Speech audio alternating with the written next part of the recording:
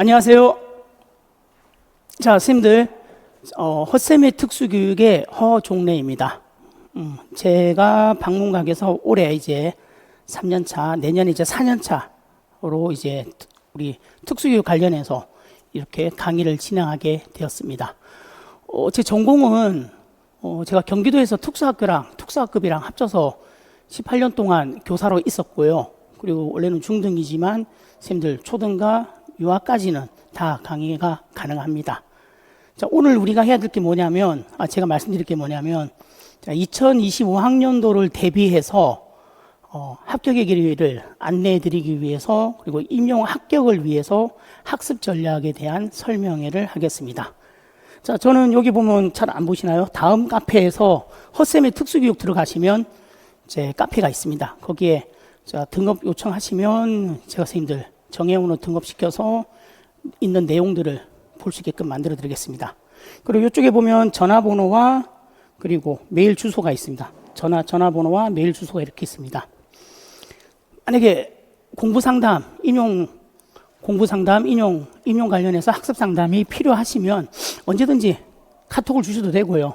문자 주셔도 되고 메일로 보내주시면 제가 상세하게 그리고 친절하고 자세하게 선생님들한테 공부를 어떻게 해야 될지, 합격을 위해서는 어떤 준비가 필요한지를 말씀드리겠습니다. 전화 상담 괜찮고 카톡 상담도 가능하다고 말씀드리는 겁니다. 근데 목요일, 금요일은 제가 어려워요. 목요일, 금요일은 제가 강의가 있는 날이라서 그날 빼고는 선생님들이 미리 연락을 주셔서 사전에 시간 조율을 하면 언제든지 상담이 가능합니다. 자, 그럼 오늘 선생님들의 합격의 길을 안내하기 위해서 제가 임용합격 전략 설명회를 시작하겠습니다. 자, 그리고 보시면 여기 특수교육 공식이라는 말이 있습니다. 얘는 제가 만들어냈습니다. 쉽게 생각하면 이거예요. 하나의 그 개념을 설명하는 키워드랑 묶으면 그게 공식이 됩니다. 그리고 안 흔들려요. 뒤에 가서 설명을 드리겠습니다. 자, 오늘 임용합격 학습 전략 설명의 순서는 일단은 1, 2, 3학년 학년별의 선수과제가 뭔지, 그러니까 미리 선행학습 해야 될 것들이 뭔지를 말씀드리고요. 1, 2, 3학년들 선행학습 말씀하는 겁니다. 그 다음 스터디 운영하는 방법, 특수교육법, 교육과정, 점자를 어떻게 공부해야 되는지 말씀드릴 겁니다. 스터디하는 방법도 말씀드릴 겁니다. 그리고 마지막으로 4학년 그리고 N수생 선생님들은 어떻게 하면 임용에 합격할 수 있는지 월별로 제가 운영하는 교육과정 커리큘럼에 따라서 선생님들에게 자세하게 합격의 문을 열 수 있게끔 안내해 드리겠습니다.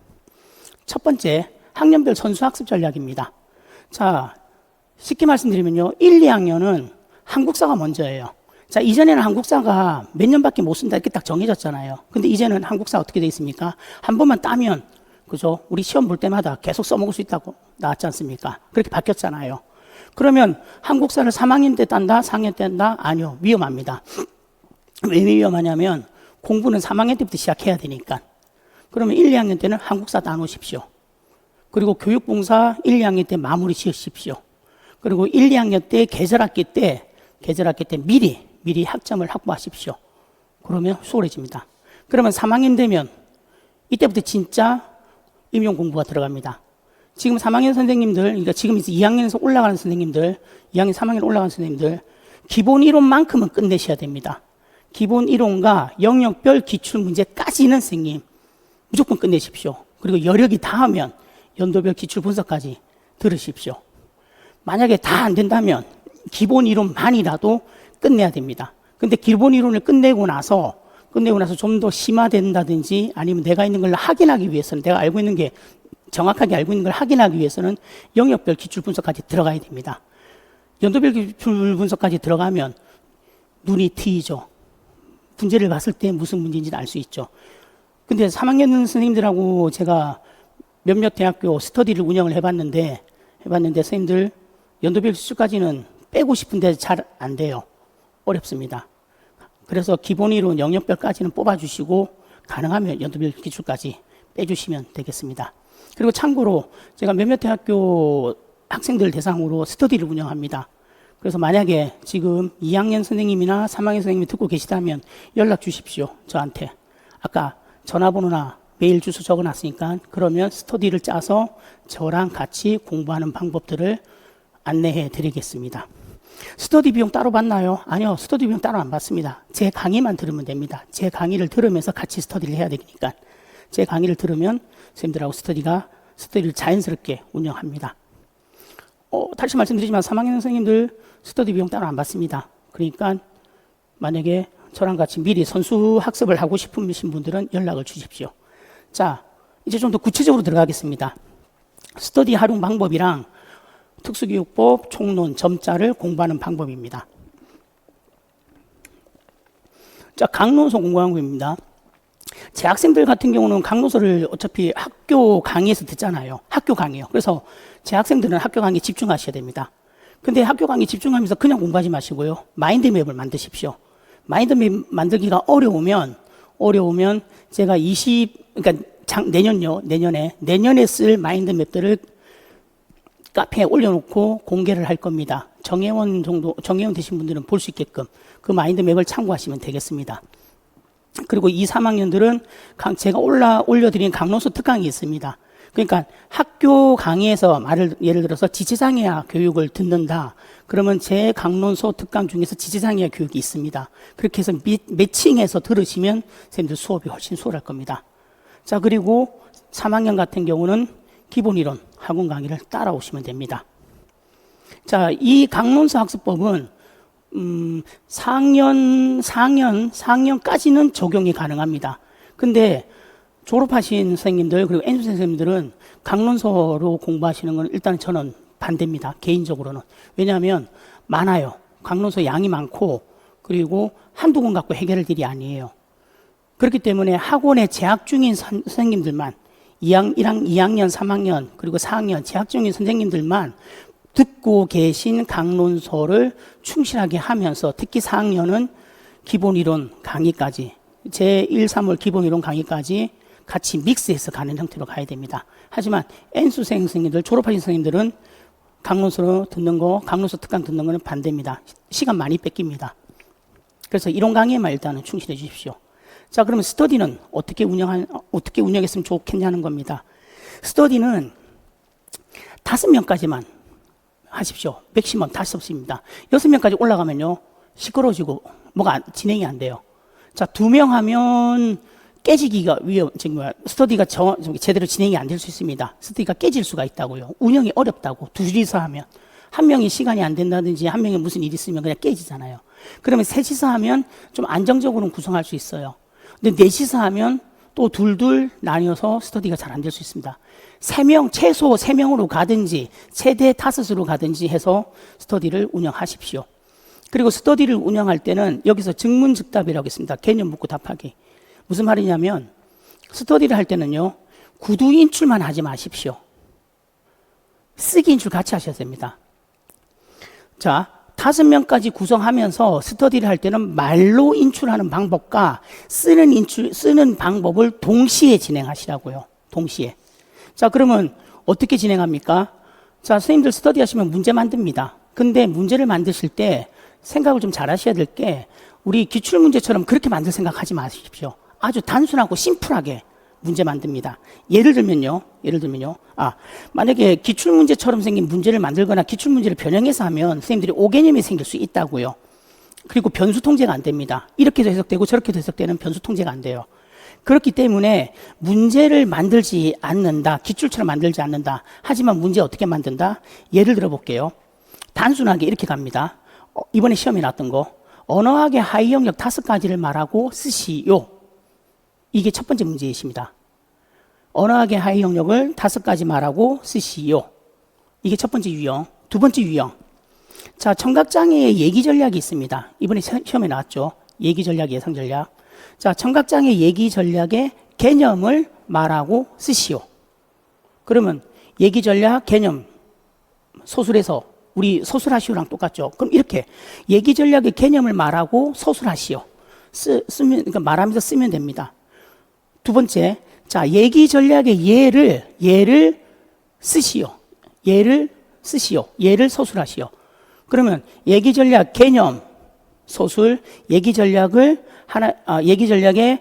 예시, 수업에서 사용하는 예시 하나. 그렇게 두 가지로 뽑아야 된다고요. 대부분 공부하실 때요. 얘기 전략이 무엇입니다에서 끝나요. 거기서 끝나지 말고 그 예를 쓰세요. 어떻게 한다까지. 그게 두 번째 유형. 자, 세 번째 유형은요. 통합교육에서 참여기회 상실이 있습니다. 그러면 문제 이렇게 내요. 자, 통합교육에서 부분 참여의 원리 중에 참여기회 상실이 있습니다. 참여기회 상실을 서술하시오. 썼죠. 그리고 또 어떻게 한다? 예를 쓰시오. 썼죠. 거꾸로 참여기회 상실에 대한 개념을 설명해주고 이 개념이 설명하는 용어를 쓰시오. 자, 정리를 하면요. 스터디를 하실 때 기출문제처럼 문제 만들지 마십시오. 왜? 오개념이 생길 수 있고 변수 통제가 안 됩니다. 여러 가지로 해석될 수 있습니다. 여러 가지로 해석될 수 있기 때문에 오개념이 생기는 겁니다. 그럼 어떻게 한다? 첫 번째, 단순하게 언어학의 하위 영역 5가지 쓰세요. 이것처럼 다음에 개념에 단계를 쓰세요. 순서를 쓰세요. 딱딱딱딱 쓰는 거. 첫 번째 유형. 두 번째, 그 개념을 설명하시오. 그 개념을 서술하시오. 문장으로 쓰는 거. 그리고 그 개념의 예를 쓰세요. 예시까지 쓰는 거. 세 번째 유형. 자, 개념을 설명하고 이 개념이 나타내는 용어를 쓰세요. 그리고 다음에 설명한 개념의 예를 쓰세요. 수업의 예를 쓰세요. 이렇게 세 가지 유형으로 선생님들 스터디를 하시면 됩니다. 그러니까 문제가 심플하다고요. A가 무엇입니까? 찌르면 나오는 답으로 선생님들은 문제를 구성하셔야 돼요. 그럼 이 스터디는 일주일에 몇 번 합니까? 전공 스터디는 선생님들 2번 했으면 좋겠습니다. 일주일에 2번. 시간은 선생님들이 상황에 맞춰서 적절하게 최소한 2시간 이상은 해주셔야 됩니다. 자, 그러면 법이요. 특수급 법이랑 교육과정 점자는 어떻게 스터디를 하면 좋을까? 자, 얘는요. 일단 이것부터 말씀드릴게요. 법하고 교육과정은 제가 다양한 경로로 채점과 관련해서 다양한 경로로 정보를 수집하고 분석했더니 한 가지 이런 결론에 도달했어요. 법과 교육과정은 토시 하나 틀리면 안 된다. 법과 교육과정은 토시 하나 틀리면 안 된다. 자, 그래서 그럼 법은 어떻게 공부했으면 좋겠습니까? 제일 좋은 거는 2가지 방법입니다. 가로 넣기와 통문장으로 암기하는 거. 자, 가로 넣기를 하면 해당하는 용어 쓰세요라는 문제에서는 절대 두려울 게 없어요. 최강자입니다. 가장 강력한 방법이에요. 근데 가로 넣기를 하면 어떤 문제가 생기냐면요. 통문장으로 써야 될 경우에는 실수가 나타납니다. 토시 하나 틀리게 된다고요. 근데 법은 토시 하나 틀리면 안 된다고 그랬잖아요. 그래서 법을 공부하실 때는 가로 넣기도 하면서 통문장을 사용하는 방법을 사용했으면 좋겠습니다. 그리고 교육과정은요. 어떻게 공부한다? 교육과정도 마찬가지예요. 얘도요. 토시 하나 틀리면 선생님들 점수 못 얻었습니다. 득점을 못 한다고요. 점수 합부를 못 한다고요.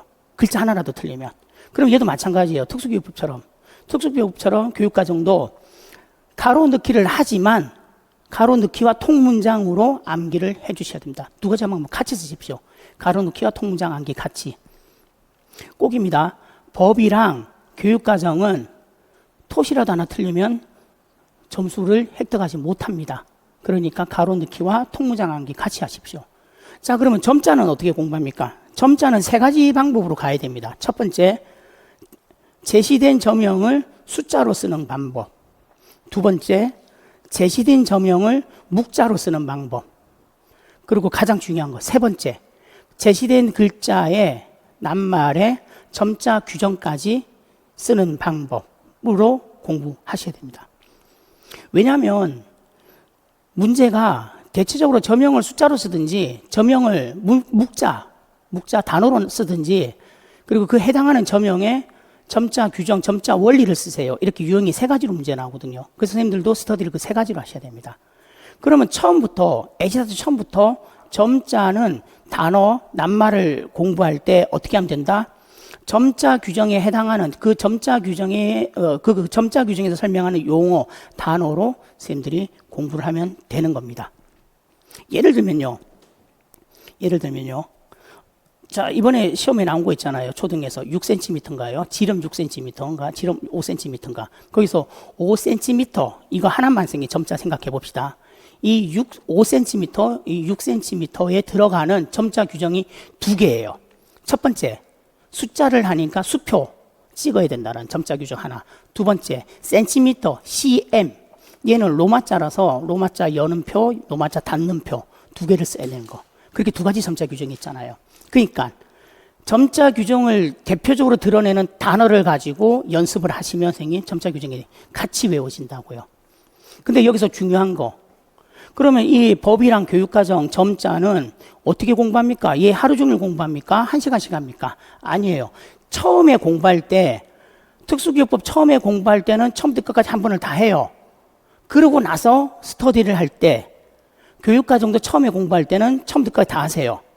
점자도 공부할 때 처음부터 끝까지 한 번 다 하라고요. 처음부터 끝까지 다. 그러고 나서 스터디 할 때는 어떻게 한다? 매일매일 해야 됩니다. 매일매일 어떻게? 1시간씩? 아니요. 얘들은 20분씩 해야. 법이랑 교육과정 점자는요, 매일매일 20분씩 하십시오. 만약에 만나서 하는 스터디면 만나서 서로 물어보고 답하고 묻고 구두 인출과 쓰기 인출을 같이 합니다. 문제를 내면 구두 인출과 쓰기 인출을 같이 하면서 20분씩만 하세요. 20분씩. 그게 어려우면 어떻게 하냐면 네이버 폼 같은 거 있지 않습니까?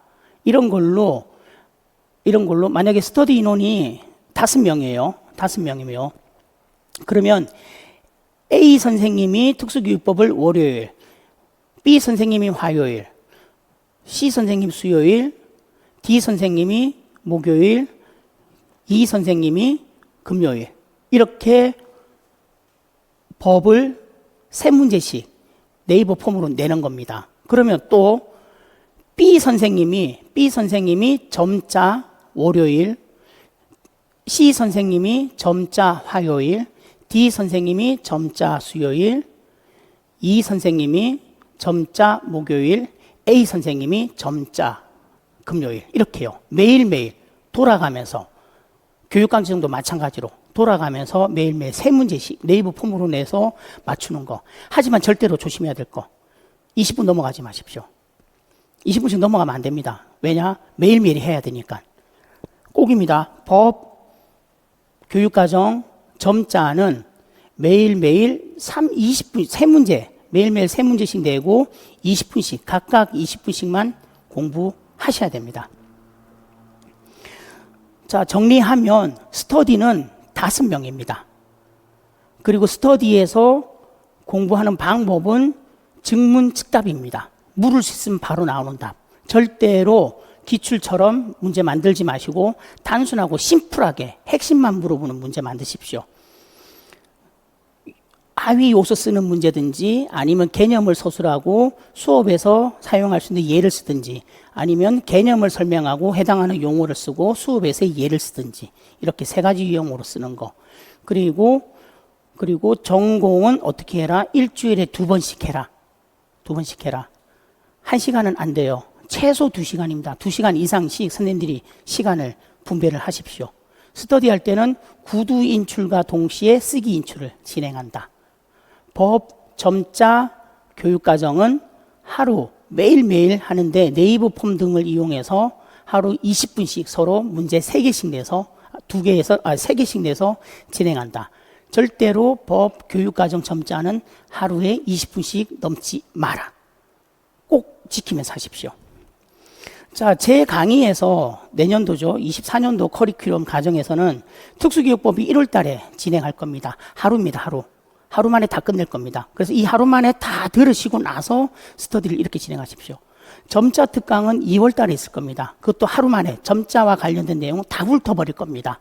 주로 일요일 날 특강, 특수교육법이랑 점자 특강은, 그리고 교육과정 총론은 1월 날 주로 이루어집니다. 교육과정 총론은 3월 달에 이루어집니다. 선생님들 교생 실습하기 전이나 아무튼 3월 달에 교육과정 총론을 마무리할 겁니다. 교육과정은 22교육과정과 15교육과정 총론만 일단 건드릴 겁니다. 자, 그리고 공부 루틴입니다. 굉장히 중요합니다. 선생님들 공부하실 때 일어나는 시간, 자는 시간이 명확해야 됩니다. 저는 선생님들한테 개인적으로 선생님들 N수생 선생님들은 7시에 일어나서 공부를 시작했으면 좋겠습니다. 공부 시작하는 시간이 7시예요. 무슨 의미냐면 책상에 앉아서 책을 펼쳐서 펜을 드는 시간이 7시예요. 그때부터 공부를 해야 됩니다. 그래야지 뭐가 확보되는지 아십니까? 아침 공부 시간이 확보가 됩니다. 8시요? 힘드신 분은 8시에 시작해도 괜찮아요. 9시요? 9시 절대 안 됩니다. 9시에 시작해서 미미적 그리면요, 점심시간입니다. 그러니까 7시에 시작하십시오. 이건 그렇게 해야 됩니다. 자는 시간은요, 지침 시간은요, 12시 전에 주무십시오. 12시 전에 자는 거랑 12시 이후에 자는 거는 선생님, 하늘과 땅 차이입니다. 특히 N수생 선생님들 공부를 좀 많이 하신 분, 그리고 나이가 어느 정도 선생님 30대 중반, 후반, 40대 이렇게 가시는 분들은요, 12시 넘어가면 더 힘들어집니다.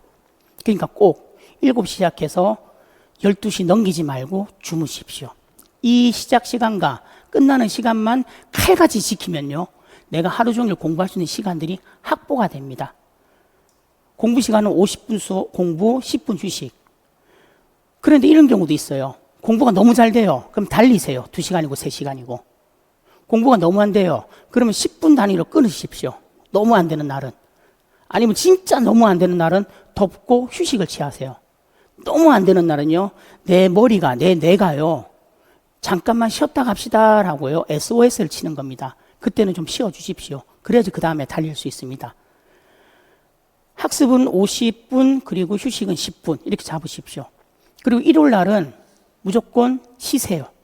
종교활동 하시는 분들은 종교활동 해도 되고요, 아니면 등산 좋아하시는 분은 등산하셔도 되고, 산책을 하고 걷기 하셔도 되고, 아니면 어디 바닷가라도 갔다 오셔도 되고, 아니면 어디 좀 선생님 뜀박질 하셔도 되고, 줄넘기 하셔도 되고, 일요일 날은 무조건 쉬세요. 그리고 일요일 날은 쉬면서 밀린 빨래, 밀린 설거지, 그리고 방 청소 이런 것들 마무리 하십시오. 그래야지 월요일부터 시작합니다. 대신 일요일 날은 일찍 주무세요. 10시건 9시건 11시건 일찍 주무십시오. 일요일 날은 늦게 일어나도 돼요. 일요일이잖아요. 일요일의 일자는요, 게으를 일자예요. 그러니까 게을러 줘도 됩니다. 일요일 날은. 자, 꼭 월요일부터 토요일까지는 7시 기상 12시 전에 지침. 그리고 공부하는 거는 50분 공부 10분 휴식. 공부가 잘 되면 달리세요. 공부가 안 되면 10분 단위 20분 단위로 끊어서 공부하세요. 그것조차도 안 되면 그날은 그냥 쉬십시오. 그리고 일요일은 무조건 쉬십시오. 선생님들 8월 달까지는 7월 달까지는 일요일 날 충분히 쉬어야 됩니다. 8월부터는 선생님들이 쉬고 싶어도 마음이 불안해서 못 쉬어요. 특히 9월 달 모의고사 시즌 들어가면 마음이 불안해서 일요일도 공부합니다. 어차피 그 뒤에 가면 일요일도 공부하게 돼요. 하지만 그 전까지는 7월 달까지는 일요일 날 쉬십시오. 그래야지 체력이 비축이 됩니다. 8월, 9월 달부터는 엄청난 체력 소모가 들어가잖아요. 그러니까 비축하십시오. 7월 달까지는. 자, 이게 스터디 활용과 법 총론 점차를 어떻게 공부했으면 좋을지 선생님들에게 설명을 드렸습니다. 자, 다음요. 임용 합격을 위해서 이제 월별로 어떻게 공부했으면 좋겠습니까 하는 월별 학습 전략입니다. 자, 먼저 직강과 인강의 차이입니다. 자, 다른 강사 선생님들의 직강, 인강에 대해서 논하는 게 아니에요. 제입니다. 저 헛쌤의 특수교육에서의 직강과 인강을 말씀드리는 겁니다. 헛쌤의 특수교육에서는요, 인강보다 직강이 유리합니다. 자, 왜냐하면 4번 모든 직강 수업 후에 묻고 답하기 Q&A 스터디가 진행이 됩니다. 자, 이런 식입니다. 대체적으로 제가 직강은 9시 30분에 시작해서 6시에 끝납니다. 수업이. 그러면 6시에 끝난 다음에 선생님들 안녕히 가세요 안 합니다. 물론 강제는 아니에요. 남아서 공부하실 선생님들만 일단은 남아서 같이 합니다. 그러면 6시에 끝났으니까 6시 20분부터 7시 20분까지 1시간 정도. 자, 오늘 수업한 거, 온 거, 궁금한 거 물어보세요. 기본 이론 강의에서는 궁금한 거 물어보세요. 아니면, 자, 이 개념이 돼서 제가 질문할 테니까 선생님들 대답해 보세요. 이렇게요. 선생님들이 나한테 묻고 제가 대답해 주거나 설명하거나 아니면 제가 묻고 선생님들이 저한테 대답하거나 그렇게 서로 각자 선생님하고 선생님들과 저와 묻고 답하기 수업이 이루어집니다. 직강에서는 그래요. 그게 물론 기본 이론에서는 그 세팅으로 가고 뒤로 가면 갈수록 방법은 좀 달라지지만 기본적으로 1시간 정도의 스터디가 이루어집니다. 그래서 선생님들한테 웬만하면 수도권 근처에 계시면 저는 직강으로 나오십시오라고 합니다. 그리고 실제적으로 제 수업에서 장거리 뛰시는 분들이 많습니다. 저 밑에 익산에서 올라오시는 선생님들도 계셨고요. 그리고 저 멀리 용인에서 오시는 분들, 수원 저 신갈 경계선에서 오시는 분들 많습니다. 이유가 하나 있어요. 직강 끝나고 스터디 때문에 오신 분들 많습니다. 그러면 인강 선생님들은 어떻게 한다? 인강 선생님들에게는 물론 게시판에다가 언제든지 질문 올려주십시오. 그러면 질문 올려주시면 제가 목요일하고 금요일에는 답을 못 드립니다. 강의가 있으니까. 솔직하게 말씀드리면 수요일까지도 제가 수요일도 게시판에 답 드리기가 어렵습니다. 왜냐하면 목요일, 금요일 수업 준비해야 되니까. 그 외에는 선생님들이 올려주시면 저기 게시판에 올려주시면 제가 선생님들에게 자세하게 설명을 드리고 만약에 설명을 들었는데도 불구하고 잘 이해가 안 되시면 저한테 카톡이나 전화로 다시 한번 설명을 부탁하시면 요구하시면 제가 시간 맞춰서 또 해드립니다. 자, 정리를 하면 제 수업에서는 모든 직강이 끝나고 나서 선생님들하고 저하고 1시간 정도 묻고 답하기 스터디가 진행이 되고 인강 선생님들은 카페 게시판입니다. 헛쌤의 특수교육 카페 게시판에 질문을 올려주시면 제가 답변을 드립니다. 근데 답변이 이해가 가면 괜찮은데 이해가 안 가면 저한테 카톡이나 전화로 선생님 묻고 답하는 저하고 시간을 정해요. 약속 시간을 정해서 그 시간에 선생님들에게 설명을 드립니다. 물론 뭐 1시간, 2시간 정확하게 설명 못 드립니다. 딱 그 물어보시는 개념에 대해서만 10분, 20분 정도 그렇게 전화로 저하고 묻고 답하기를 할 수 있습니다. 그러면 선생님 직강생들도 전화하면 돼요. 직강생들은 만나잖아. 그죠? 만났을 때 하면 되고 인강생들은 저 못 만나니까 제가 그런 인강 들으신 선생님들한테는 그런 기회를 드리는 겁니다. 자, 그 다음에 강론소 공부의 허와실. 자, 얘는 우리 졸업한 선생님들 기준으로 얘기하는 거예요. 재수생이든 아니면 몇 년 하셨던 N수생들 기준으로요. 자, 선생님들 해보셔서 알겠지만 강론소는 굉장히 양이 많습니다. 그래서 졸업하신 선생님들, N수생 선생님들은 절대로 강론소로 공부하라고 말씀 안 드립니다. 학교에 재학 중인 2학년, 3학년은 강론소를 파야 되는 거고 4학년은 제 기본 이론을 따라가면서 강론소로 체크를 해주시는 형태로 가야 됩니다. 그러면 N수생 선생님들은 강론소 어떻게 본다? 공부하다가 기본 이론을 공부하다가 저랑 공부하다가 좀 더 자세하게 알고 싶어, 좀 더 깊이 있게 알고 싶어. 그러면 그때 해당하는 강론소를 선생님들이 확인만 하시면 된다고요. 확인 사살용으로만 쓰십시오. 공부를 하는 게 아니라 내가 공부하다가 얘가 어디서 나왔는지 도대체 어떤 책이 있는 내용인지 궁금하면 그때 강론소 보시라고요. 강론소는 처음부터 끝까지 보는 게 아니라 그냥 체크 차원에서 보시는 겁니다. 자, 그 다음 세 번째, 만약에 강론소 어느 강론소인지 모르면 물어보세요. 저한테. 제가 말씀드리면 되잖아요. 그죠? 그리고 세 번째, 서브노트와 오답노트의 차이입니다. 대부분 선생님들 공부하시다 보면 서브노트에 막 목숨 걸려고 해요. 그 서브노트가 있어야지 모든 게 다 되는 것처럼 생각해요. 근데 좀 생각을 달리 해주셔도 됩니다. 서브노트는 그냥 단순히 마인드맵을 정리하는 수준으로 생각해도 괜찮습니다. 그리고 서브노트가 완성이 돼야지 내가 합격을 한다? 아니요. 수많은 선생님들이 서브노트 많이 만들어요. 근데 그렇다고 해서 모든 선생님들이 서브노트 만든 모든 선생님들이 다 합격하는 건 아니지 않습니까? 그래서 서브노트에 목숨 걸지 말라는 겁니다. 차라리 교재를 계속 밑줄 그으면서 요약하는 방법도 괜찮습니다. 두 번째, 오답노트요. 오답노트는 언제부터 활용을 하냐면 영역별 기출분석할 때부터. 오답노트 활용하기 가장 좋은 거는 연도별 12년간 서술형 연도별 기출분석할 때부터 하는 게 가장 좋긴 합니다. 하지만 한번 워밍업을 걸어서 가시고 싶으면 영역별 기출분석부터 오답노트 확인하시 좀 이제 오답노트를 만드는 게 좋아요.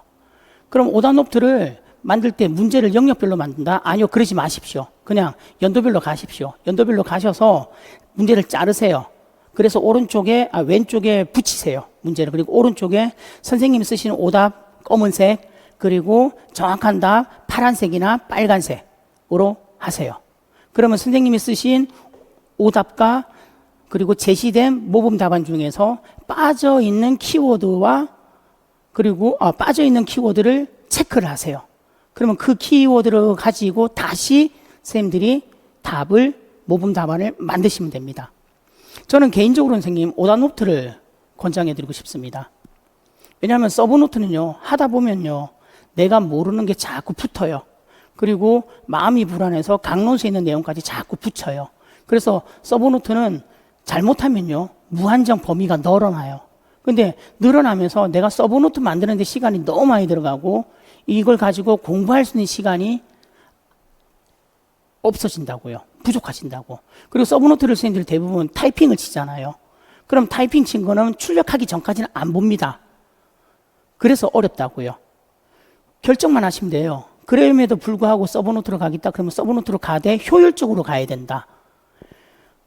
그럼 나는 오답노트로 가겠다. 오답노트로 갈 거면 얘도 정말로 효율적으로 가야 된다. 둘 다 뭐가 좋다, 나쁘다고 말은 못해요. 서로 장단점이 있으니까. 선생님들이 어떤 게 서브노트와 오답노트 중 어떤 것이 선생님들에게 더 유리하고 어떤 게 더 효율적인지를 판단하고 가셔야 됩니다. 단 만약에 서브노트를 가실 거면 4학년 선생님들은요, 아무리 늦어도 교생 실습 갔다 온 6월 말까지 서브노트 완성이 돼야 됩니다. N수생 선생님들은요, 졸업하신 선생님, N수생 선생님들은 아무리 늦어도 서브노트는 5월 말까지 완성해야 됩니다. 그렇게 되지 않을 거면요, 건드리지 마십시오. 잘못하면 서브노트의 늪에 빠집니다. 자, 그 다음 이제 본격적으로 1, 3월. 자, 물론 얘는 지금부터 설명드리는 거는 허쌤의 특수교육 연간 강의 계획 커리큘럼에 따라서 순서대로 말씀을 드린 겁니다. 자, 그렇게 그 순서대로 가야지 선생님들이 공부하는 게 어떻게 흐름으로 갔으면 좋겠다는 게 나타납니다. 자, 먼저 1, 3월은 선생님 기본 이론과 심화를 동시에 공부해야 됩니다. 잘 생각해 보십시오. 선생님들이 특수교육이랑 전공을 공부하면서 뭐가 기본 이론이고 뭐가 심화입니까? 그런 구분이 어디 있어요? 그러면요, 막말로 이렇게 돼야 되지. 강론서에서 청각장애 교육이란 책이 있으면 이렇게 나와야지. 청각장애 교육 기본, 청각장애 교육 심화 이렇게 나와야죠. 근데 그렇게 안 나오잖아요. 청각장애 교육이란 그 책 안에는 가장 기본적인 개념 설명하는 게 있고, 그리고 그 기본적인 개념이 확장되고 깊어져서 심화의 내용도 설명하고 있잖아요. 그럼 결국 이 얘기예요. 1, 3월은 기본과 심화가 동시에 진행이 돼야 됩니다. 그리고 선생님 1, 2월을 기본 잡고 3, 4월을 심화 잡으면 안 되나요? 왜 넉 달이나 똑같은 걸 반복하는데? 차라리 석 달 12주 만에 힘들어요. 힘들긴 하지만 기본과 이론을 동시에 잡는 게 맞죠. 기억하십시오. 기본과 이론은 따로 있는 게 아니에요. 동시에 존재하는 겁니다. 자, 그래서 저는 이거를 12주로 하고 그리고 목요일, 금요일 수업합니다. 9시 반부터 6시까지. 끝나고 나서 뭐 한다? 직강 선생님들은 묻고 답하기 Q&A 스터디를 합니다. 그러면 1월, 3월은 그러면 어떻게 공부해야 됩니까? 일단 이해를 해야 돼요. 개념을 이해를 해요. 이해를 바탕으로 암기하십시오. 만약에 이해가 안 되면 어떡합니까? 넘어가세요. 공부가 쌓이다 보면요, 뒤로 가면 앞에 게 저절로 이해가 돼요. 공부라는 게 그렇습니다. 학습하는 게 그래요. 모르는 거를 막 풀어나가려고 하면 진전을 못합니다. 앞으로 못 나갑니다. 그러면 밀립니다. 그죠? 들어야 될 내용들이 밀립니다. 모르는 게 있으면 체크만 하고 넘어가세요. 넘어가면 뒤에 가면 저절로 알게 됩니다. 왜? 모든 학문은 서로 관련성을 가지고 있거든요. 이거 특수교육도 선생님, 공부를 많이 하고요, 공부가 깊어지는 사람들은요, 서로 장애 영역에 관련이 있다는 걸 알아요. 그러니까 교수님이 청각장애 전공에 있으면서도 특수교육 공학이라든지 평가를 가르칠 수 있는 이유가 그겁니다. 자, 이해를 바탕으로 암기하고 외울 겁니다. 그런데 만약에 이해가 안 되면 넘어가십시오. 뒤에 가면 이해가 됩니다. 그리고 또 나는 이해가 안 돼서 그냥 넘어갈 수 없어 라고 하시는 분들은 그냥 외우세요. 이해가 안 돼서 넘어갈 수 없다면 그냥 외우세요. 외우고 나서 뒤로 가면 이해가 됩니다. 다시요. 이해를 바탕으로 암기하는 게 첫 번째 이해를 바탕으로 암기한다. 두 번째, 이해가 안 되면 넘어간다. 뒤에서 공부가 깊어지면 앞에 게 저절로 이해가 된다. 세 번째, 이해가 안 되면 외운다. 외워서 가지고 있다 보면 뒤에 가서 공부할 때 그게 저절로 이해가 간다. 그렇게 가십시오. 그리고 135에는 선생님 마인드맵 만드셔야 돼요. 마인드맵에 설명까지 달 필요 없습니다. 마인드맵 만드셔요. 특히 의사소통 장애, 학습 장애, 행동수정, 응용행동 분석, 긍정적 행동 지원. 이쪽은 반드시 마인드맵이 필요합니다. 그리고 시각장애, 마인드맵 필요합니다. 청각장애, 마인드맵 필요합니다. 지체장애, 마인드맵 필요합니다. 지적장애, 마인드맵 필요합니다. 정서자폐, 그 밖에 공학, 평가, AAC, 전부 다 마인드맵 필요합니다. 그러니까 마인드맵 만드십시오. 디테일하게는 안 해도 돼요. 아니, 너무 자세하게 뒤에 설명을 달 필요 없습니다. 마인드맵으로 구조화시켜서 머릿속에 각인시키십시오. 그리고 개념과 키워드를 연결해서 특수교육의 공식을 만들 겁니다. 예를 들어 보겠습니다. 선생님들이 가장 많이 헷갈리는 개념 두 가지. 행동 연세와 행동 형성이 있습니다. 자요. 행동 연세라는 개념을 첫 번째, 얘의 행동의 용어가 뭡니까? 단위 행동이죠. 단위 행동이라는 키워드 하나. 자, 행동 연세는 반드시 뭐가 나옵니까? 과제 분석이 나오잖아요. 과제 분석이라는 키워드 하나. 행동 연세는 유형 세 가지가 나오잖아요. 전진형, 후진형, 전체 과제. 행동 연세는 또 뭐가 나옵니까? 이거 말고요.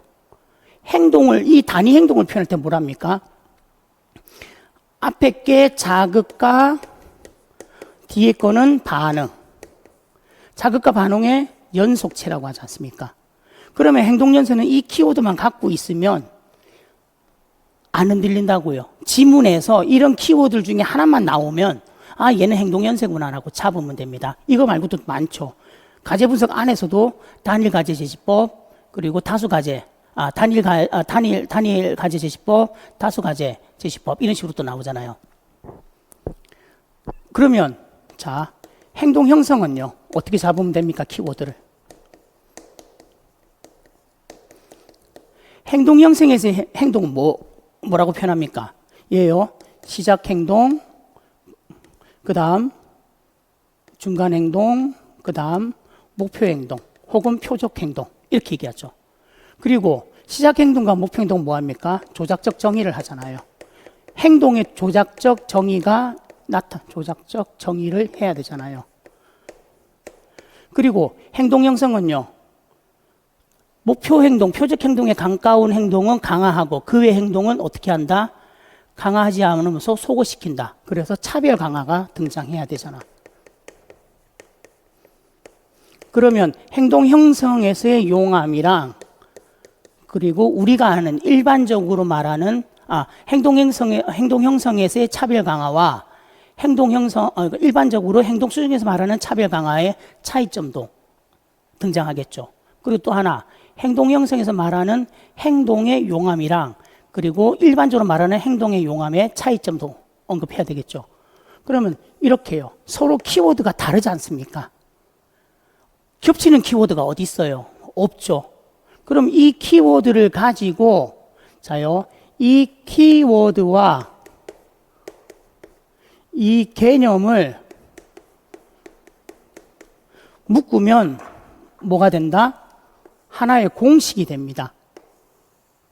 묶으면 공식이 됩니다. 이 공식이 특수교육의 공식입니다. 제가 수업 시간마다 알려드릴 겁니다. 이 특수교육의 공식만 딱 갖고 있으면요. 지문상에서 뭘 찾아야 되는지 어떤 지문이 나온 거에 따라서 선생님들이 결정을 하면 됩니다. 답을 쓰시면 된다고요. 자, 이게 특수교육의 공식입니다. 개념과 키워드를 연결하는 거. 이건 하셔야 됩니다. 공부하면서. 처음에는 별거 아닌 것 같죠? 나중에 연도별 기출분석 들어가잖아요. 이래서 공식이 필요하구나라고. 왜냐하면 안 흔들려요. 지문에 무슨 문장이 나오는지 안 흔들립니다. 그리고 아까 말씀드린 거 네 번째, 특수교육법이랑 교육과정 첨차는 매일, 저는 여기는 30분이라고 했는데 20분씩 해주십시오. 30분 넘어가지 말고요. 맥시멈 30입니다. 자, 이제 3월 달에 뭘 한다? 교육과정 총론할 겁니다. 2022 교육과정 총론과 2015 교육과정 총론할 겁니다.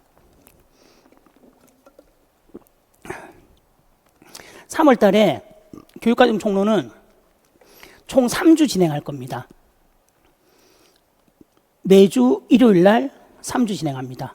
근데 죄송하지만 교육과정 총론은 중등 특수만 진행할 계획입니다.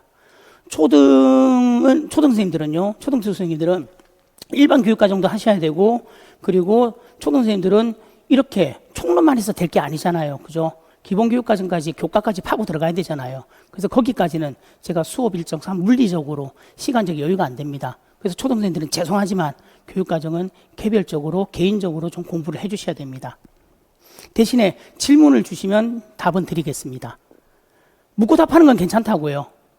초등특수선생님들은 교육과정을 개인적으로 공부하시다가 궁금한 건 언제든지 질문하십시오. 괜찮습니다. 그리고 3월에 중등 대상의 교육과정 총론은 모의고사 한번 진행할 겁니다. 오로지 전부 다 교육과정 문제로만요. A형, B형 그렇게 판을 깔아서 진행할 겁니다. 문제수는 똑같습니다. A형 12문제, B형 11문제. 무조건 어떻게 간다? 교육과정만 문제 낼 겁니다. 가로 넣기도 나올 거고 문장 쓰기도 나올 거고. 자, 그렇게 모의고사까지 진행해서 3월 달에 아주 짧게 총론을 마무리할 겁니다. 자, 그럼 이제 4월 달은 어떻게 합니까? 4월 달은요, 영역별 기출 분석을 합니다. 그리고 영역별 기출 분석하면서, 사실은 심화 내용까지 쓸 필요는 없는데, 영역별 기출 분석을 4월 달에 진행한다고 보시면 됩니다. 심화 내용은 왜 썼냐면, 영역별 기출 분석을 하다 보면요, 선생님들이 잘 이해가 안 가시는 거라든지 아니면 좀 더 깊은 내용에 대해서 다룰 겁니다. 자, 그래서 4월달 영역별 기출과 심화 내용은, 자, 첫 번째, 자, 개념이 잘 드러난 기출 문제를 중심으로 할 겁니다. 무슨 말이냐면요, 13년부터 23년까지 나왔던 기출 문제를 모두 다 다루진 않아요. 그거는 연도별에서 다룰 겁니다. 모든 문제 다 다루는 거는 연도별 14년간 서술형 연도별 기출 분석에서 다룰 겁니다. 하지만 영역별 기출 문제는 예를 들어서 행동연세를 드러내는 가장 좋은 문제, 샘플링해서 그걸로 행동연세의 개념을 잡습니다. 행동 형성을 나타내는 가장 좋은 문제를 샘플링해서 그걸로 개념을 잡습니다. 그래서 총 4주, 목요일, 금요일, 이틀 해서 총 4주를 진행합니다. 자, 이때는 영역별 기출문제를 일단은 이해를 합니다. 문제를 이해를 하고 어떻게 모분 답안을 끌어낼지를 연습합니다. 이때도 선생님들이 답을 쓰셔서 선생님 제 답이 이게 정답으로 볼 수 있는지 없는지 확인해 주세요 라고 선생님들이 개별적으로 저한테 게시판에다가 올려주시면 개별 첨삭은 해드립니다. 그러니까 영역별 기출문제에 대해서 선생님들이 제가 문제 내고 선생님들 답 써가지고 그걸 이렇게 첨삭하고 그런 게 아니라 문제를 푸시면서 나는 이 문제 답을, 그러니까 제가 제시한 모든 답안이 있습니다. 그 답안도 그 답안도 이해가 가지만 이렇게 쓰는 것도 답이 되지 않을까요? 라고 하시는 선생님들 개인적으로 예상하는 답들, 예시 답안, 예상 답안들을 게시판에 올려주시면 제가 그 올려주신 답들에 대해서 첨삭을 해드린다고. 자, 왜냐면 왜 이런 말씀 드리냐면요, 모범 답안이라고 제시한 건 진짜 모범 답안이지 답이 하나만 있는 게 아니라고요. 답이 여러 개 있어요. 물론 그 개념에 대해서 쓰세요라든지 가로놓기 단어 쓰세요는 하나씩밖에 없을 수 있지만 예를 들어서 이런 거 있잖아요. 학교 상황에서 학생을 가르치는 지도 상황, 교수 학습 상황에서 활동의 예를 쓰세요. 활동의 예를 쓰세요. 많잖아요. 그죠? 그런 것들에 대해서는 제가 첨삭을 해드립니다. 그리고 영역별 기출 분석에서도 개념과 키워드 그리고 핵심 문장을 엮어서 이때는 키워드뿐만 아니라 문장까지 엮을 겁니다. 그래서 키워드, 개념, 키워드, 문장 해서 공식화, 특수기획 공식을 만들 겁니다. 이때는 선생님들도 만들어낼 수 있습니다. 1, 3월 기본 이론반에서는 제가 주로 만들어 드리고 4월달 영역별 기출분석 심화 내용 정리를 들어갈 때는 선생님들 스스로가 만들어낸다고요. 그리고 만든 다음에 그 공식에 대해서 만약에 선생님들이 자신이 없으면 저한테 물으세요. 그러면 제가 또 선생님들한테 피드백을 드리겠습니다. 그리고 당연히 직강 수업 후에 Q&A 스터디가 진행이 됩니다. 자, 그 다음 이제 4월이 끝나고 5월에서 7월 동안에 12년간 연도별 기출 분석에 들어갑니다. 자, 여기서 하나. 4학년 선생님들, 지금 이제 3학년, 4학년 올라간 선생님들, 대체적으로 4월달, 5월달 교생 실습까지 나요. 그죠? 그러면 선생님들, 요거는 지금 학교 다니는 선생님들 대상으로 말씀드린 겁니다. 자, 교생 실습할 때 뭘 공부했으면 좋을까요? 가서 기본 이론 공부할까요? 아니요, 기본 이론 하지 마세요. 법할까요? 법하지 마세요. 점자할까요? 점자하지 마세요. 뭐 하면 좋을까요? 교육과정을 보세요. 교생 실습 가서 수업을 하잖아. 그럼 선생님들이 공부한 3월달에 공부한 교육과정이 학교 현장에서 어떻게 적용되고 있는지 그 예들을 찾으세요. 실습 가면 그것만 하세요. 어차피 교육과정 가지고 수업도 해야 되고, 교육과정 가지고 생긴 수업, 연구소, 수업 발표도 해야 되고, 다 해야 되잖아. 그러니까 교육과정을, 공부한 교육과정이 학교 현장에서 어떻게 쓰이는지 그 예시를 잡으라고요. 그게 좋습니다. 자, 그러면 이제 졸업하신 선생님들, N수 선생님들은 어떻게 한다? 5월에서 7월까지 석 달이죠. 5, 6, 7. 한 달에 4주죠. 그러면 3, 4, 12. 12주간 뭐 한다? 연도별 기출 분석합니다. 언제부터, 어디서부터 어디까지? 2013, 2014, 2015, 2016, 2017, 2018, 2019, 그리고 2020, 2021, 2022, 2024. 잠깐만. 13, 14, 15, 16, 17, 18, 19, 20, 21, 22, 23. 뭐 하나 빠졌다. 24. 거기까지. 올해 24까지 해가지고 12년간 연도별 기출 문제를 선생님들 분석할 겁니다. 자, 근데 이게 진짜입니다. 진짜 배기 선생님들 공부고 진짜 배기 수업이에요. 물론 앞에 건 가짜가 아니에요. 자, 무슨 말이냐면 연도별 기출 분석을 하면서 그 기출 분석을 1번은 기출 분석합니다. 그 기출 분석한 내용을 가지고 우리는 뭘 합니까? 기출을 변형시키고 응용시키고 확장시킬 겁니다. 그렇게 변형시키고 응용시키고 확장시키면 무슨 결과가 나온다? 앞으로 이런 문제가 나오겠구나 하고 예상 문제까지 뽑아냅니다. 이게 연도별 기출 분석에서 하는 일입니다. 12주 동안 목요일, 금요일 진행됩니다. 주로 목요일은, 그러니까 한 개 연도식, 한 주에 한 개 연도식인데 주로 목요일은 유특화 초특이 진행됩니다. 유특화 초특 선생님 2배 나는데 하루에 돼요. 일단은 유아특수 문제 중에서 일반 유아 문제는 빼버립니다. 그리고 초등특수에서도 일반 초등 문제 빼버립니다. 그러면요 몇 개 없어요 문제가. 그래서 가능합니다. 그리고 금요일은 하루 종일 뭐한다? 중등특수 문제만 A형, B형 4시간 4시간씩 합니다. 선생님 그렇게 많나요? 많아요. 문제 하나 가지고 40분, 50분 수업할 수도 있습니다. 문제 하나 가지고요. 그런 문제가 가끔 있어요. 30분, 40분, 50분 문제 하나 가지고 수업할 수 있는 것들이 있습니다. 그래서 12년간 연도교육 기출 문제를 우리는 다 다룰 겁니다. 그리고 연도별 기출 분석이 진짜 선생님들 공부입니다. 연도별 기출 분석이 제일 어렵습니다.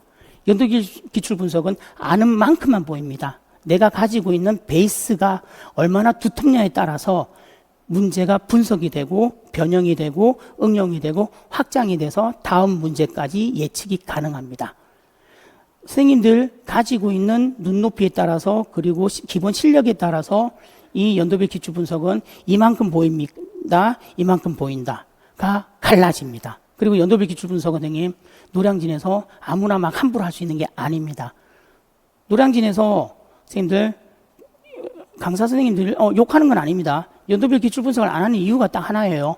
일단 양도 많고 그리고 이걸 하려면 엄청난 실력이 필요합니다. 연도별 기출 분석을 하려면. 자, 영역별 기출 분석은 이미 영역별로 문제를 모아놨기 때문에 내가 이미 그걸 규정하고 그 영역을 규정하고 분석이 들어가요. 그러니까 확장이 어렵습니다. 응용이 어렵습니다. 근데 연도별 기출 분석은요, 그 문제 안에 다양한 장애 영역이 들어가 있고 다양한 개념들이 들어가 있어요. 그러니 개념과 개념이 엮이면서 엮이면서 변형이 되고 응용이 되고 확장이 됩니다. 연도별 기출 분석을 해보면요, 엄청나게 확장이 됩니다. 확장되는 범위가 내가 아는 만큼 확장이 됩니다. 그래서 진짜 공부는 이때 이루어집니다. 자, 이때는 선생님 카페 게시판에 올려주시면 선생님들이 올려주신 문제에 대해서 다 첨삭을 해드릴 겁니다. 근데 올려주실 때 그냥 올리지 마세요. 제가 올리는 형식을 해놓을게요. 예를 들어서 2019년도 중등 A의 3번 이런 식으로 문제를 몇 년도 유한지 초등인지 중등인지 A형인지 B형인지 몇 번 문제인지를 체크하시고 올려주시면 제가 답을 답기가 굉장히 쉽습니다. 그리고 선생님도 찾기가 쉽습니다. 그리고 그렇게 게시판에 여러 선생님들의 예상 답안들, 모범 답안들이 올라온 거를 보시면서 다른 선생님들도 공부가 같이 진행이 됩니다. 그리고 제가 올해는 23년도에는 선생님들이 하도 바쁘시고 공부하는데 정신이 없으니까 카톡이나 전화로 첨삭을 해드렸는데 이젠 그거 안 하려고요. 그렇게 했더니 게시판에 글이 안 올라와요. 그리고 선생님들이 서로 공유가 안 됩니다. 그래서 올해부터는 24년도부터는 게시판에서 질문을 받겠습니다. 게시판에서 질문을 받고 제가 답변을 드리고 피드백을 드리고 그럼에도 불구하고 이해가 안 되면 그때는 저하고 전화로 10분, 20분 제가 피드백을 드리는 겁니다. 처음부터 전화로 피드백을 이제는 안 할 거라고요. 그렇게 했더니 카페에 아무도 글을 안 올립니다. 다 전화로 설명을 드렸더니. 그래서 24년도부터는 무조건 카페를 통해서 개별 첨삭 해드리겠습니다. 자, 이때도 직강 선생님은 수업 후에 Q&A 스터디가 진행이 됩니다. 자, 이거 하나의 예시를 들어보는 겁니다. 올해 시험이죠. 초등시험. 자, 초등시험 이번에 물어본 거 말고, 자, 어떻게 응용이 되냐 하면, 자, 이런 겁니다. 자, B, 침 뱉기와 같은 현상이 나타나는 이유를 쓰시오. 얘는 이 모형이 뭡니까? 행동간, 중다간을 기초선 설계잖아요. 그죠? 그러면 이 지문에서 기존에 나왔던 문제 말고 어떻게 운용이 된다? B에 대해서 왜 이렇게 애가 중재가 안 들어간데도 불구하고 중재 효과가 나타났느냐? 왜? 행동이 동시 변하잖아요. 그거 쓰라는 얘기입니다. 그리고 또 하나 더, A에서 소고 폭발이 일어날 때 5회기 정도죠. 중재가 5번째 5회기 정도 진행됐을 때 소고 폭발이 일어났어. 이때 교사는 어떤 역할을 해야 됩니까? 그러면 소고 폭발이 일어날 때 교사의 역할에 대해서 응용하는 문제를 만들어내는 겁니다. 이게 연도별 기출문제의 응용의 예입니다. 기존에 나와 있는, 올해 나와 있는 아니면 기존에 나와 있는 기출문제의 지문을 가지고 새롭게 해석해서 새로운 문제를 만들어내는 게 연도별 기출분석의 핵심입니다. 이게 곧 앞으로의 예상 문제이기도 한 겁니다. 자, 그러고 나서 5월에서 7월까지 13년간 연도별 기출분석 다 했어요. 그러면 8월 달에 뭐 한다? 8월 달 한 달 동안 우리가 다뤘던 그런 기출문제, 연도별 기출을 바탕으로 제가 모의고사를 만들어냅니다. 물론 이런 것도 나오겠죠. 5월, 7월에서 연도별 기출 분석을 하면서 자, 선생님들 우리 앞에 것처럼 혹은 분석을 하면서 자, 선생님, 자, 이거는 이렇게 응용이 돼요. 이렇게 변형이 돼요. 이렇게 문제가 나올 수 있어요. 라고 던지는 문제들. 그런 것들이 8월 달에 나올 수 있겠죠. 그러면 선생님 미리 알려주고 나서 시험 보는데 무슨 의미가 있나요? 근데 내가 거꾸로 물어볼게요. 그럼 제가 5월, 7월까지 12년간 연도별 기출분석을 하면서 선생님들에게 자, 이런 문제 예상이 되죠. 이런 문제 나올 수 있죠. 라고 알려준 문제를 만약에 8월 달에 내면 선생님들 다 맞춰야지. 그죠? 근데 해보니까요, 틀리신 분들 많아요. 그래서 수업 중에 언급했던 거, 연도별 기출분석 언급했던 거 8월 달에 기출능력 확장 모의고사에 낼 수도 있고 아니면 제가 다시 연도별 기출분석에서 선생님들에게 물어보고 싶은 것들을 문제의 지문을 응용하고 변형시켜서 모의고사를 할 겁니다. 자, 근데 재밌는 거는 8월 달 동안 총 8번 할 겁니다. 4주잖아요. 4주 동안 8번 시험 볼 거라고요. 목요일, 금요일 이틀 내리 시험 봅니다. 오전에 선생님들이 A형, B형 시험 보시고 오후에 저랑 같이 해설 강의를 들으실 겁니다. 문제 해설 강의를 들으실 거라고요. 이거 우리가 오래 해봤더니 선생님들 되게 바빠요. 한 주에 모의고사 2번 보는 거니까. A형, B형 2번 보니까 되게 바빠요. 근데 이때 실력이 호각하고 올라갑니다. 이때 실력이 쫙쫙쫙 올라가요. 그리고 이때 8월 달에 기출능력 확장 모의고사 보면 선생님 제가 저거 할 거예요. 1회부터 8회까지 평균 점수를 선생님들에게 알려드릴 겁니다. 개별적으로 개별적으로 몇 점, 이때도 제가 첨삭 다 해드립니다. 그러니까 모든 선생님들 다 첨삭 다 해드렸어요. 8월 달에. 첨삭 다 해드리고 개별적으로 점수까지 다 드렸습니다. 자, 이때도 선생님 어떻게 하냐면 우리 시험지 있잖아요. 우리 임용시험지 볼 때 쓰는 그 답안지 그대로 선생님들이 씁니다. 인강 선생님들은 직강 선생님들은 쓰셔서 저한테 제출합니다. 그럼 제가 그걸 집에 가서 일일이 다 첨삭합니다. 점수까지 냅니다. 그리고 스캔 떠서 선생님들에게 개별적으로 보냅니다. 그리고 그 다음 주에 와서 다 답안지 나눠드립니다. 인강 선생님들은요. 인강 선생님들은 답안지를 다운받습니다. 답안지다가 선생님들이 씁니다. 그럼 그 답안지를 사진 찍거나 스캔해서 저한테 카톡으로 보냅니다. 그럼 저는 그걸 출력합니다. 출력해서 첨삭합니다. 첨삭한 걸 다시 저는 스캔을 뜹니다. 그래서 선생님한테 카톡으로 다 보냅니다. 점수까지. 그리고 마지막에 뭐 한다? 1회, 제 수업을 들은 선생님들 전체 1회 8월달 기출 확장 모의고사, 변형 모의고사의 1회 평균을 냅니다. 평균 점수 게시판에 공지합니다. 그와 동시에 최고 득점자 점수까지 공지합니다.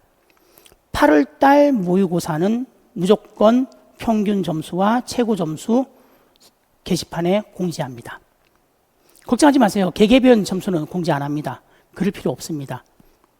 물론 선생님 저런 건 있지 않나요? 학원에서 1번 문항에 몇 프로, 2번 문항에 몇 프로, 몇 점 이런 거 해주면 안 되나요? 8월달 모의고사는 그거 하기가 어려워요. 바빠요. 왜? 2번씩 보잖아요. 한 주에 2번씩. 그래서 어려워요. 9월 달부터 파이널 모의고사는 그게 가능하지만 8월 달은 제가 평균, 선생님들 첨삭, 개인 점수, 평균 점수, 최고 점수 이 정도까지만 알려드립니다. 8월 달 기출응용 확장 모의고사는 기초 내용과 심화 내용을 기반으로 해서 선생님 기출 문제의 지문을 변형시켜서 내는 모의고사입니다. 그래서 12년간 연도별 기출 지문 속에서 아주 중요한 개념들을 인출시키고 그리고 그거에 대해서 이제 답을 쓰시면 개별 첨삭 해드립니다. 이때 굉장히 바빠요. 정말 막 정신없이 돌아갑니다. 시간 빡빡하고 잠도 못 잡니다. 선생님들 하나하나 개별 첨삭 해드린다고. 근데 그만한 값어치가 있습니다. 일주일에 2번씩 시험 봅니다. 목요일, 금요일. 자, 그리고 얘도 직강 수업 후에 Q&A 스터디가 진행됩니다. 그 다음 이제 마지막 9월, 10월, 11월 파이널 모의고사와 총정리. 파이널 모의고사와 파이널 총정리죠. 자, 죄송하지만 제가 유아특수는 운영이 좀 어렵습니다. 지금 물리적으로 시간이 허락이 안 돼요. 물리적인 한계가 있습니다. 그래서 초등특수와 중등특수 2가지만 운영합니다. 자, 9, 10, 11월은 파이널 모의고사, 모의고사인데 오타가 났네요. 그죠? 파이널 모의고사. 초등특수는 5번입니다. 그러니까 모의고사 4번에 파이널 총정리해서 5번. 중등특수교육은 6번입니다. 모의고사 5번에 파이널 총정리해서 6번. 왜 초등하고 중등하고 횟수가 달라요? 초등이 먼저 보잖아요. 그럼 선생님 한 주 더 땡겨가지고 초등 6번 보면 6번 하면 안 되나요? 8월 기출변형 모의고사는 일정이 겹치잖아요. 그래서 물리적으로 선생님 이렇게밖에 안 나옵니다. 그 점은 양해 부탁드릴게요. 그리고 9, 10, 11월은 이겁니다. 초등이 첫째 주 시험 보면 둘째 주에 중등 봅니다. 퐁당으로 시험 봅니다. 그래서 이때는 선생님들에게 저것까지 할 계획입니다. 문항별로 정답률 몇 프로, 그리고 선생님이 전체 선생님들 중에서 재수강 선생님들 중에서 몇 등까지 선생님 올해는 선생님들에게 데이터를 제공할 계획입니다. 자, 학원하고 협의해서 그렇게 제공할 거니까 올해는 좀 더 디테일하게 선생님 스스로를 선생님 점수에 대해서 스스로 선생님들이 체크할 수, 점검할 수 있는 기회까지 드리겠습니다. 모의고사는 실전 연습입니다. 이런 말 합니다. 제 수강생 선생님들은 제 모의고사 보면 점수 잘 나온다. 아니에요, 선생님. 냉정합니다, 저는. 물론 제가 강조했던 부분을 문제로 내기 때문에 점수가 잘 나올 수는 있어요. 근데 단편적으로 말씀드릴게요. 올해 제 모의고사 수업을 제 수강생 선생님뿐만 아니라 다른 강사 선생님에게 듣는 분들이 여러 분 와서 같이 시험을 봤습니다. 봤어요. 물론 근데 그 둘 간의 점수 차 편차는 그렇게 크지가 않았다고요. 그러니까 제 강의를 듣지 않아도 평균적으로 일반적으로 풀 수 있고 공부를 선생님들이 차곡차곡 해왔으면 풀 수 있는 문제들로 구성을 한다고요. 그러니까 편파적인 문제가 아니라는 겁니다. 대중적이고 일반적인 문제라는 거예요. 그걸 올해 증명했습니다. 다른 강사들을 들으시는 선생님들이 와서 제 모의고사를 들었는데도 불구하고 우리 선생님들하고 점수차 그렇게 나지 않았다고요. 그 선생님 되게 열심히 하신 선생님이었거든요. 그러니까요. 허쌤의 강의 들은 사람은 모의고사 점수가 잘 나올 수밖에 없어. 아니요. 공부를 열심히 하고 제대로 했기 때문에 점수가 잘 나오는 겁니다. 그렇게 생각하고 선생님 도전해 주시면 좋겠습니다. 자, 그리고 직강인강 모든 선생님들에게 선생님들이 쓰신 개인별로 쓰신 유사 답안을 확인하고 개별 첨삭을 할 겁니다. 이거는 다 해드립니다. 그리고 얘도 아까 말씀드렸듯이 개별적으로 점수 나눠드리고, 그리고 게시판에는요 전체 평균이랑 최고 득점자 점수 공개할 겁니다. 이름 공개 안 해요. 걱정 안 해도 돼요. 누가 1등 했습니다 이런 거 공개 안 해요. 그냥 점수만 공개할 거예요. 그러니까 8월달 기출변형 모의고사와 마지막 파이널 모의고사는 평균이랑 최고 점수 공개가 돼 있구나라고 보시면 됩니다. 제 카페 게시판에 들어가면 선생님 모의고사, 파이널 모의고사 평균이랑 최고 점수 공개해 놨습니다. 자, 이때도 직강 수업 후에 Q&A 스터디 진행합니다. 자, 그리고 이 9, 10, 11월 달 이때 모의고사에만 한해서 선생님들이 질문이 생겼는데 게시판에 올릴 만한 시간적 여유가 없으면 그냥 전화하세요. 이때는 정신없이 바쁘니까 제가 다이렉트로 전화를 받아서 선생님들에게 피드백을 드릴게요. 이 모의고사 시즌만 그렇게 할 겁니다. 자, 이렇게 하면 저의 1년 커리큘럼이 완성이 됩니다. 이렇게 완성이 됩니다. 자, 근데 요거 하나 말씀드릴게요. 11월 달요. 매번 느낍니다. 11월 달만 되면 선생님들이 심리적 압박이 굉장히 심합니다. 힘듭니다. 심지어 그동안 잘 외웠던 것도요, 11월 되면 안 외워집니다. 그리고 막 두렵고 막 쿵쾅쿵쾅거리고 막 불안하고 그럽니다. 근데요, 저는 그렇게 항상 말씀드렸어요.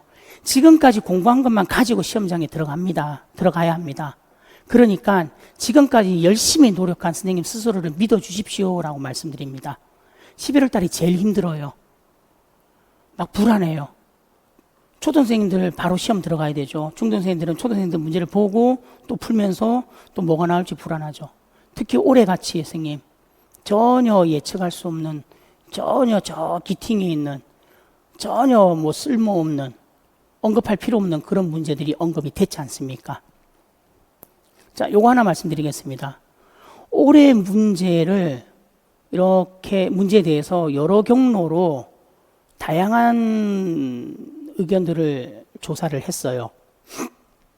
그런데 저도 우연치 않게 이제 얻은 정보인데, 교육과정평가원의 기존의 교육과정평가원에서 임용과 관련돼서 일을 했던 연구사 장학사들이 대거적으로 물갈이를 당했습니다. 물갈이 한 게 아니야. 물갈이 당했습니다.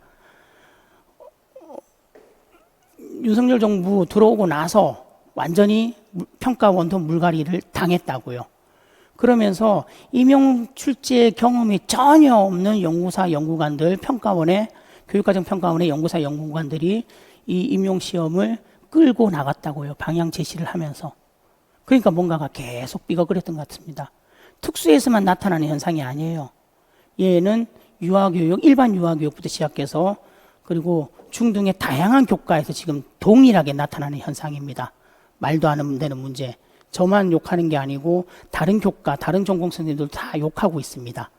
그러니까 그런 것들에 대해서 다양한 정보를 수집하다 보니 평가원의 담당자들이 다 물갈이 됐다라는 정보까지 수집이 된 겁니다. 그래서 그런 생각이 듭니다. 우리 25년도는 좀만 더 기존보다 좀 더 넓게 확장시켜서 공부할 필요가 있겠다라는 생각이 듭니다. 자, 그리고 선생님들한테 꼭 말씀드리고 싶은 거, 열심히 공부하고 열심히 달려오고 열심히 선생님 노력했어요. 그죠? 11월 달 되면 이런 압박감들, 특히 초등생님들은 11월 달 압박이 10월 달부터 올 겁니다. 그럴 수밖에 없잖아요. 대체적으로 12월 첫째 주는 아니고 둘째 주부터 거의 시험을 보니까. 그죠? 그래서 12월 달이 주는 압박감, 그리고 10월 달이 주는 압박감은 선생님 마음 공부라고 생각하시고 그거를 이겨내려고 하지 마셨으면 좋겠어요. 그냥 내비두세요. 그냥 아싸리 전 이랬으면 좋겠어요. 불안해? 그래, 불안한 건 당연한 거야. 힘들어? 힘든 거 당연한 거야. 그냥 인정하고요. 힘드니까 난 그냥 열심히 할래. 불안하니까 그냥 열심히 할래. 아이 몰라. 나 이만큼 열심히 했으니까 난 이걸로 들이대고 할 거야. 라고 좀 편안하게 마음먹었으면 좋겠어요. 쉽진 않을 거예요. 임용공무원 선생님들, 나의 실력을 쌓아가는가 동시에 선생님들 마음 공부도 같이 하셔야 돼요. 정말 마음 공부도 같이 해야 되거든요. 근데 그 마음 불안함, 그리고 자불안석 같은 마음들, 거기에 쫓기면 아무것도 못합니다. 그냥 불안한 건 당연한 겁니다. 힘든 거 당연한 겁니다. 어려운 거 당연한 겁니다. 그럼 나는 어떻게 하면 돼? 당연한 거니까 당연한 걸로 놔두고 나는 열심히 하면 돼. 그냥 열심히 하면 돼. 마지막 문제요. 아니, 마지막인 문장. 지금까지 공부한 것만 가지고 생긴 시험장에 들어가야 되잖아. 그럼 어떻게 해? 지금까지 열심히 노력한 나를 믿으라고요. 저 허종래를 믿으라는 얘기 아니에요. 헛쌤을 믿으라는 얘기가 아니라 쌤들 스스로를 다 믿으라고요. 본인을 믿어야지 좋은 성적이 나옵니다. 자, 노력한 만큼은 하늘은 돕습니다. 노력한 만큼 돕습니다. 그 이상은요, 사람의 욕심입니다. 인간의 욕심이에요. 노력한 만큼 하늘은 도우니까 스스로를 믿고 무조건 앞으로 전진하십시오. 자, 선생님들 제가 항상 응원드립니다. 제가 선생님들한테 가장 미안한 말이 뭐냐면요, 선생님들 힘들어 죽겠는데 힘들어 죽겠는 사람한테 힘내세요라고 말하는 게 제일 미안해요. 힘든데 어떻게 계속 힘내라고 그래. 나 지금 죽을 힘을 다해서 젖 먹던 힘까지 다 짜내서 공부하는데 힘들어 죽을 것 같은데 계속 힘내래. 그것만큼 생긴 잔인한 말은 사실 없거든요. 그래서 선생님들한테 응원 드린다는 말로 바꿨어요. 선생님들 항상 제가 응원할 테니까요. 그리고 모든 건 다 잘 될 거니까 계속 꾸준하게 밀고 나가십시오. 자, 이상 여기까지 2025학년도 선생님들의 임용 합격의 길을 안내하기 위해서 저 허종래, 허쌤이 특수교육 관련한 합격 설명회를 선생님들에게 말씀드렸습니다. 얘기 들어준다고 선생님들 수고 많으셨습니다. 자, 제가 드린 말씀을 바탕으로 선생님들 열심히 좀 공부해 주십시오. 필요한 거는 여기 전화번호, 메일로 물어보시면 제가 친절하게 답변 드리겠습니다. 선생님들 수고 많으셨습니다. 항상 응원 드리겠습니다.